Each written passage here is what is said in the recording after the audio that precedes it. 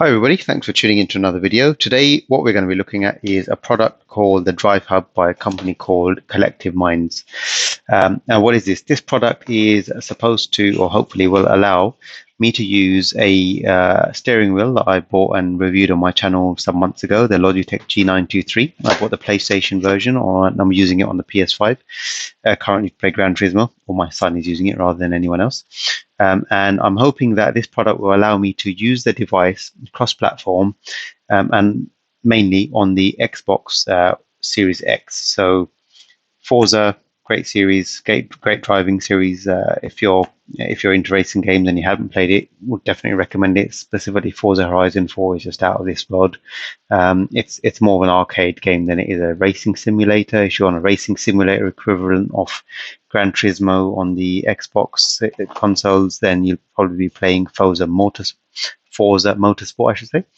But yeah, so really keen to try and see if this works on the new generation consoles. I couldn't find enough information on it, to be honest. I haven't really scoured YouTube too much. I had a little look on Google, didn't spend too long, and in the end I thought, you know what, it's not the biggest investment. It costs £90 directly from the Collective Minds UK website, so I thought I'd give it a try and share my experiences while I'm doing so. So we're going to quickly open it up, have a very quick look at it, and then head straight over to the consoles, get the steering wheel out, connect it up, and just do a test and see if it works. If it works, great. If it doesn't work, well, there we go. So the interesting thing about the wheels, the G923s, they come in two models. They come in a model where it's compatible on the Xbox and PC, which effectively naturally seems that it should work. And then the other option is you get the one for PS4. They're not labeled for PS5 or Xbox Series X. PS4 that also works on the PC. So I have tried it. I have tried running the G923 on the Xbox, and clearly it doesn't work. I guess the controllers are chipped in some way to only work with their own devices or their own manufacturer's consoles. So here is the unit here, as you can see. So we'll have a quick look at what's in the box. We're not going to spend too long on this because I'm keen to go ahead and try this out. It's a small device, fits in the size of your palm there, so roughly palm size, as you can see, maybe say 8 centimeters by 8 centimeters, something similar to that. It's got two buttons on the face there, and the little logo there. I'm guessing the button is to switch between the devices. This thing here in the middle, this is not a button. I don't know if it's some sort of a receiver or what. Maybe probably a power light or something. There's some lights here. Now, if you look at the actual picture of the product, these look like, I don't know if they actually work like they do on the steering wheel itself, but the steering wheel itself has shift lights that light up from the outside, and they go in as you're reaching higher revs, and then obviously right towards the center where it's effectively warning you to shift. I wonder if this works as a proper shift light. I can see some LEDs in there, and the picture on the website does show green, red, and I think yellow LEDs going towards the center. Let's have a quick look at the back. So underneath, nothing there, just a plain unit at the back. And then on the back side of it, you've got a micro USB port. Interesting. So definitely no USB-C. Micro USB port to connect it to the console, it says. And then you've got the actual USB-A ports for your accessories. So one says accessory, one says wheel or controller, the other one says controller. Now this is interesting because the fact that it says controller tells me that you could potentially use not just a steering wheel, but you could also use a controller. And I don't know if this allows you to use controllers cross-platform, or you're just plugging its own controller into there, but you could potentially use controllers cross-platform as well. So we'll test that out as well. We'll test a PlayStation 5 controller on the Xbox Series X and vice versa, and see what results we get out of this. We'll just mess around with it. I bought it for a bit of fun. If it works, great. If it doesn't work, no problem. At least you know that you don't have to buy it. Quick look at what else there. So nice thick braided micro USB cable. That's going to be probably about 2 meters in length, I'm guessing. It doesn't say anywhere. It definitely doesn't look like a 1 meter cable. So nice to see fairly good length cable. I think that's about a 2 meter cable. And another one. So what have we got? Are these both the same? They are indeed both the same. 2 micro USB cables. Now, why would we have two? Well, I'm guessing one is going to be for connectivity from the unit itself to the console. So one of the cables will be going in there, like that. Yep. Very, very nice, thick, good quality cable there. And also looks like they're gold plated as well. And the other one, I presume, would go into maybe the controller USB-A port and actually connect to the controller, because you may remember before the current generation consoles, the Xbox One X even and the PlayStation 4 controllers had micro USB cables. They didn't actually have USB-C cables. It's something we're only seeing more on this generation. So this clearly is a product that is targeted towards the older generation. On the website, it didn't say anything about supporting the PlayStation 5 and the Xbox Series X. So I won't be too upset or surprised if it doesn't work, because no one's told me that should work. Sticky back plastic here. Maybe you want to stick it onto the underside of a desk, or who knows, steering wheel mount. Yeah, I suppose that could work. And the online manual can only be found at drivehubnow.com. So I'll visit that, and this is just a probably warranty slip, warranty information, and telling you where you can download the manual from. And there we go. So I think that's enough unboxing, because there's nothing else to see in here at all. Let's just take this out. There we go. That's the whole unboxing done. Not going to spend too much time on that. Let's go ahead and test it out. Right, so just before we head over to the PlayStation and Xbox and test this thing out, I've come over to the PC just to check out the manual quickly, see if there's any updates or anything that need to be done on the device. I haven't plugged it into the PC yet. It's ready to go. Come to the website, drivehubnow.com, which is the website that was on that bit of paper in the box that you saw. The manual is here, so let's have a look at this quickly. So owner's manual, and sure enough, what we can see here is exactly what we'd expected. Please ensure your DriveHub has the latest firmware installed. So I need to install that first. There's an update tool. I can go ahead and click on this. And I think on the website there was also a link to, right, okay, cool. So that looks like it's working. Let's plug the device in. I'm just going to go ahead and plug it in right now, and it will hopefully get detected. It's come on. That little display I was talking about in the middle is looks like the old sort of liquid cell displays in the old calculators. Right, the PC has detected what it detects as a G27 racing wheel, which is really interesting. So Windows detects this as a G27 wheel. And this is telling me that it still has not detected a device. So I'm going to just go ahead and press one of the buttons on there. Maybe press button 1 and button 2. Nope, that's not doing anything at all either. It's interesting. So this is not actually detecting any devices. I'm just going to leave that there for a second, or move it out, and click on Windows here to see if, okay, so it's downloading exactly the same tool. I'm going to close it and just open that again. I'm sorry, Dave, I'm afraid I can't do that. So this is good in a way, I suppose, because it means it thinks something is using it. I'm going to disconnect the device. I'm going to launch that again. Well, it's just going to download it over and over again, isn't it? And I'm going to plug the device in again to see what happens. I've just plugged it in again now.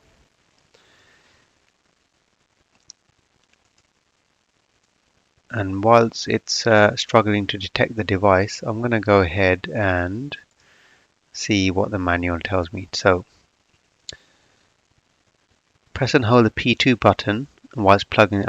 So all this helps to read the instructions. I'm reading them so you don't have to.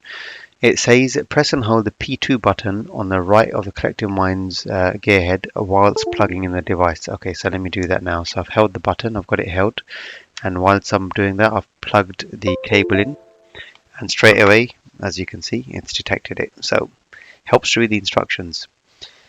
I'll select the device now, select firmware version, use the latest. Definitely want to go to the latest version and click continue. So the latest version is 2.0.7. Out of the box, I've been given 2.0.5. It's not that far behind by the looks of it. It's flashing the firmware now. Hopefully we're not going to have any disconnection issues, in which case I'll end up with a very expensive doorstop. Done. It's disconnected and reconnecting the device now. I can click start over again.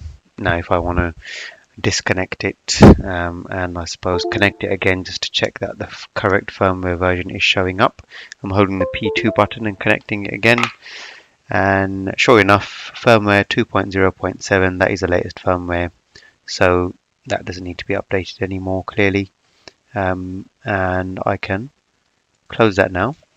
I think at this point I will quickly flick through the manual whilst you're here watching.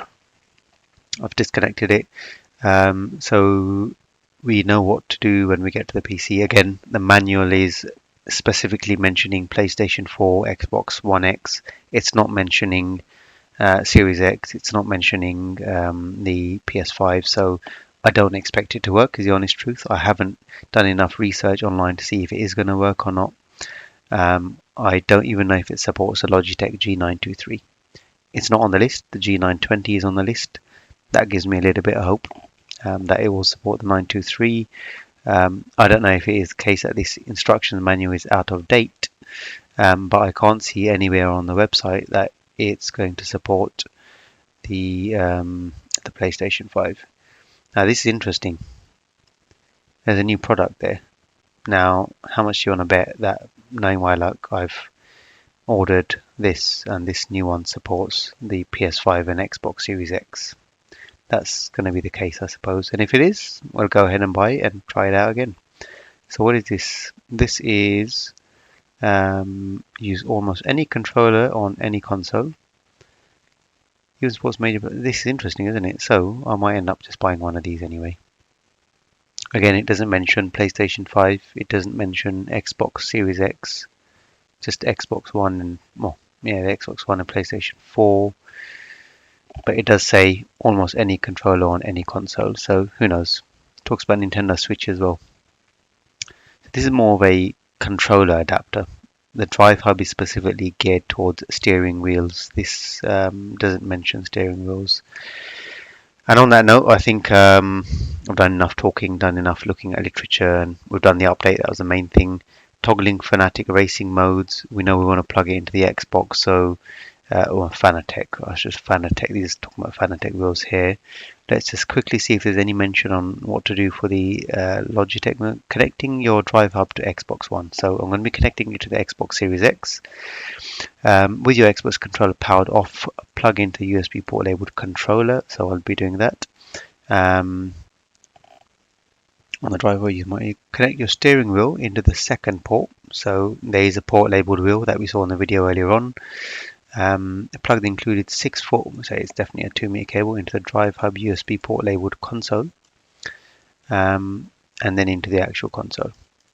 So it's telling you to actually connect the wheel and everything else to the device first before connecting it into the console. Wheel will enter calibration mode. The number on the wheel will be displayed. Driver LD, for example, G27 will show G27. So I wonder what it's going to show for 923. It's probably going to detect it as a G920, I suppose. Interesting. It works with the old Microsoft wireless receivers, if you remember those. I definitely have got one kicking around in the drawer that I haven't used for ages. Right, so plug the controller and matching game console you're playing port marked in the DriveHub. Plug myself. This is wireless receiver. So what I'll be doing is connecting the controller into the DriveHub on the wheel and then connecting it into the console.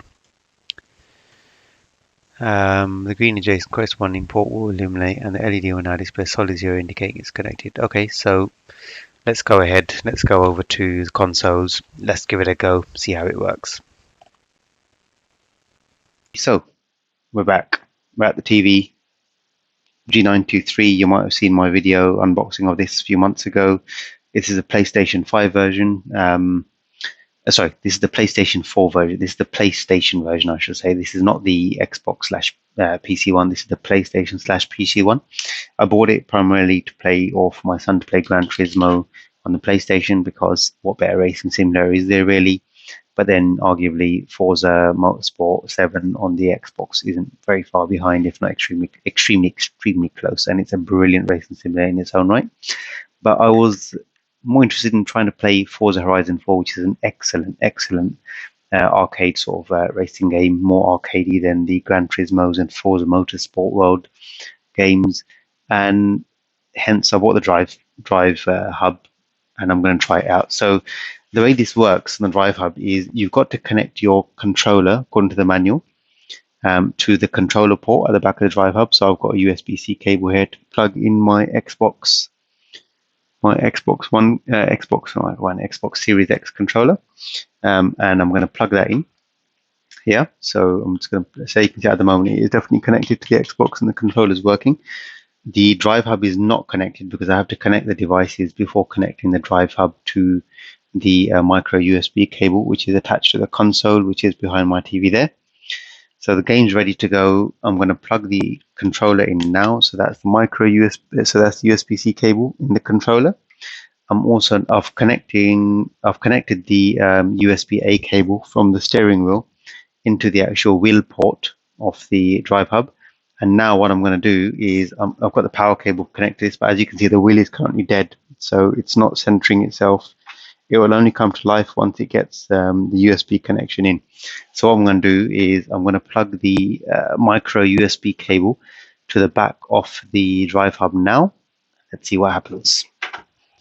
So first test, does the steering wheel work on the Xbox with the DriveHub? Wow, there you go. It's responding. So you saw it come to life, and that is working. This is a PlayStation wheel. I'm just going to prove that by trying to expose the brightness of this, and you can see there's the PlayStation logo. There's no Xbox logo on here. This is the PlayStation version of the wheel. It seems to be working. So I'm just going to go back to my exposure lock on the TV so you can see the TV a little bit better. So this is exciting. Let's go to settings and see what we can see under accessories. I'm guessing it's it's not showing the devices. This is interesting. So I don't know how it's going to work. But under devices and accessories, it's definitely not showing up. Normally, the controller would show up here at least, but because it's connected through the DriveHub, it's not showing up. Very interesting. Can I use the controller at the same time? No. So this is effectively. Oh, sorry, I can. Sorry, the controller is working. The analog stick isn't working. The D-pad is working, which is very interesting. So if I go to Forza, let's fire up Forza. So this should resume my game wherever I was before. Now, this is possibly going to be very good. This is working.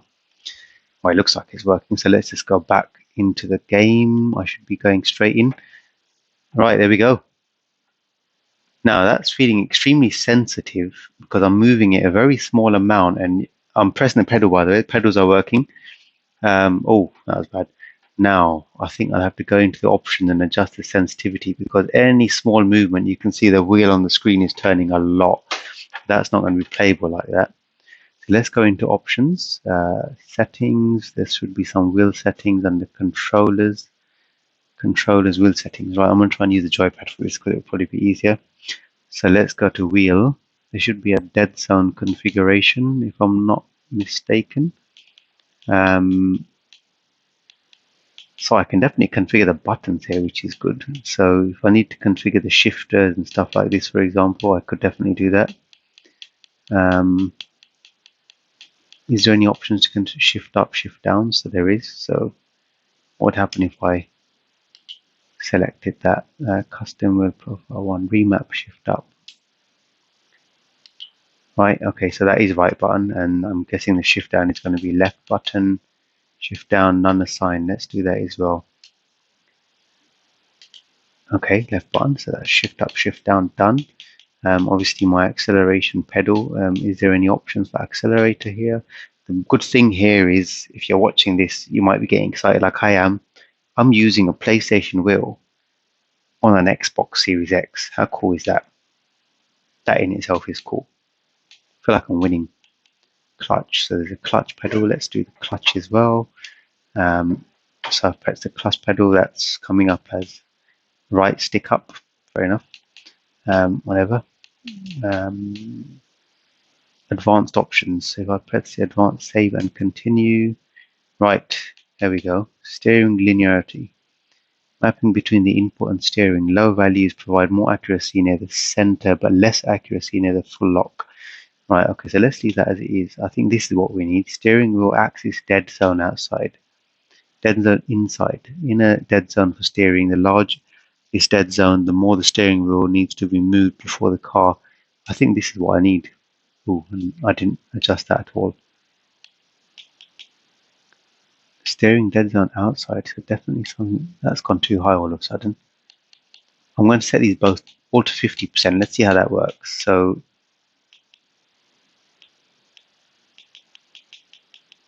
interesting. This is affecting the value set below. Okay, let's accept these. I'm very excited to go back and just try this out. So let's just go ahead. Let's go back. Has it saved my settings here? Clutch. I think I accidentally switched. I must have switched controller profile because it's not saved my settings, has it? Let's just do that once more. So I want to make sure my shift is done. Shift up, shift down. Shift up. Mind you, that was controller, sorry. Let's go back here and go to advanced wheel settings. Right, here we go. So acceleration, this again might be okay. Deceleration, we're looking for steering controls. Here we go, steering dead zone. I'm going to put these up because that was a bit weird. It was too sensitive. I'm going to put this up as well to be something like this. Let's start with that and let's see how that works. So save. Okay, now let's go back, see if that's improved. Definitely not. Right, okay, that's I've completely messed that up. Mind you, it's requiring me to turn far too much before it's picking up. So I need to reduce that a bit. Let's mess around with the settings here. Now, it's a matter of just getting the settings right now. So if I go back to settings, controller, wheel, definitely messed that up. Advanced. Steering again sets this as the larger the dead zone, the less the steering will need to be recognized by the game. The larger the dead zone, the less the steering input will be recognized. Okay, so that should be shorter. I shouldn't make it too big. Inside and outside. So maybe let's that one. The larger the dead zone, the more the steering will need to be increased. So maybe I'll go store small increments. So I'm on 15 now. So I've saved that. Let's go back again. Let's see how that feels now.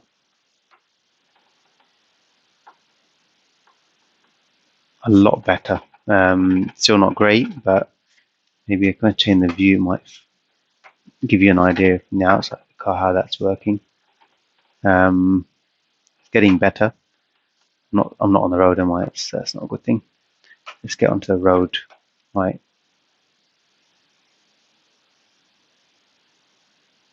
So okay, it's. I think it needs very microscopic adjustments. Maybe I'm adjusting too much at a time. If I can get the settings right for you, then you won't have to go through the pain. Controller settings, let's go back to wheel. I could probably even try and reset to default, I suppose, but anyway. Custom wheel profile, let's go to advanced again. Let's set this to, set it to 5, that's low. And this dead zone, larger dead zone, the less the steering. So I'm going to put this down a bit as well, because I do want it to be recognized. So that's interesting. The bottom one, the lowest it can be is 20, but it's set by the top one as well as an offset. So okay, so let's save that and let's see how we go. We'll get it.